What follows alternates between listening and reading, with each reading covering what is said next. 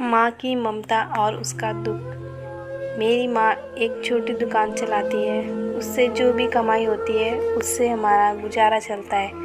मेरी माँ की एक आँख ना होने की वजह से मैं उनसे नफ़रत करता हूँ, क्योंकि जब भी वो मेरे स्कूल में आती हैं मेरे दोस्त मुझे तेरी माँ की एक ही आँख है कहकर चिढ़ाने लगते हैं। मेरी इच्छा थी कि मेरी माँ मेरी पर्सनल दुनिया से दूर रहे, इसलिए एक दिन गुस्से में मैंने कहा, माँ, तुम्हारी दूसरी आँख ना होने की वजह से जब तुम मेरे दोस्तों के सामने आती हो तो वो मेरा मजाक उड़ाते हैं, तुम मर क्यों नहीं जाती।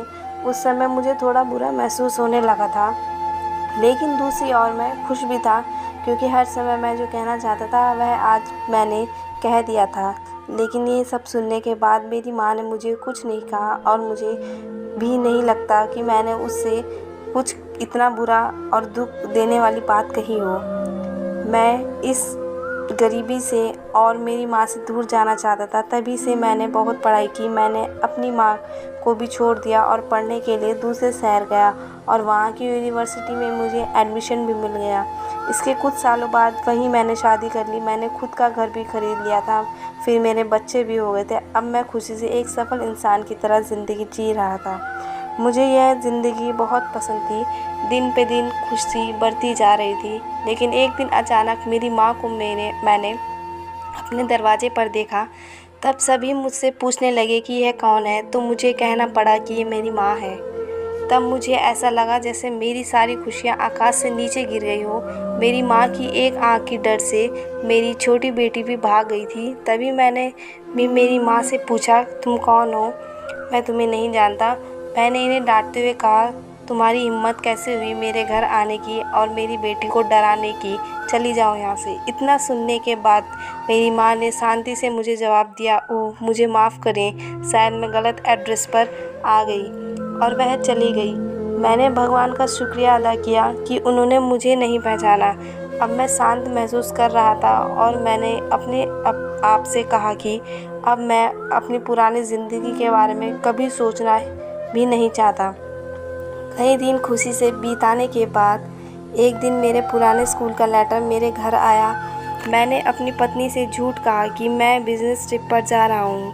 मैं अपने पुराने स्कूल चला गया। उसके बाद मैं अपने पुराने घर झोपड़ी में गया। मैंने वहाँ पाया कि मेरी माँ ठंडी फर्श पर गिरी हुई थी।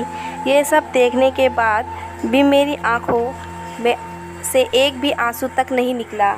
उनके हाथों में कागज़ का एक टुकड़ा था, शायद वह मेरे लिए कोई पत्र ही था।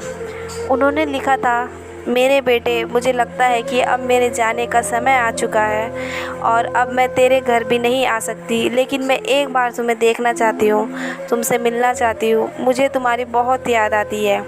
और जब मैंने सुना कि तुम यहाँ अपने पुराने स्कूल में किसी काम से आ रहे हो तो मुझे बहुत खुशी हुई, लेकिन मैंने निश्चय किया कि एक आँख होने की वजह से मैं तुम्हारे लिए स्कूल नहीं आऊँगी। और मैं नहीं जानती थी कि मुझे देखकर तुम्हें घबराहट हो। तुम्हें याद होगा कि जब तुम बहुत छोटे थे तब तुम्हारा एक्सीडेंट हो गया था और तुमने एक आँख खो दी थी। एक माँ होने की वजह से मैं तुम्हें एक आँख में बड़ा होता नहीं देख सकती थी, तो मैंने तुम्हें अपनी एक आँख दे दी।